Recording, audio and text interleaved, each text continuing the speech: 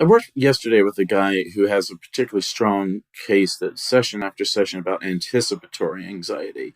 If Yeah. you're an adult child who has caretaking responsibility for elderly parents, there might be an anticipatory anxiety about your parents getting worse and passing away. Or if you've had a dog for 15 years, you might start to get real concerned that he or she might not live much longer as your pet. And it's you can really kind of make yourself crazy by living in the future where you're living with that loss, but you're feeling it today. Mm. And that's when cognitively I think we have to kind of orient ourselves to the present. Think worrying about the future is kind of an anxiety that we're borrowing from the future. And then feeling bad about a lot of stuff in the past is a little bit living in the past when you're right here today.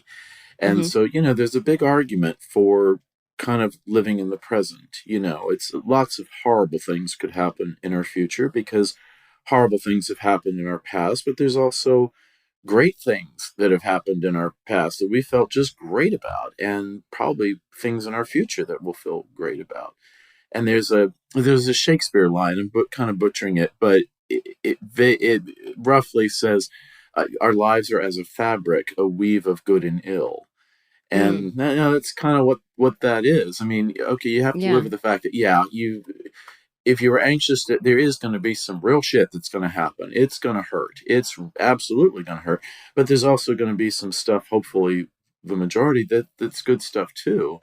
And I think cognitively a tool that you always have is what social workers are taught with: what is the adaptive coping for this? No Mm. matter what happens, even if it's something really bad, like you lose your job and you total your car on the way home. Okay, that is one fucking bad day. But if you say, okay, what's the adaptive coping for this?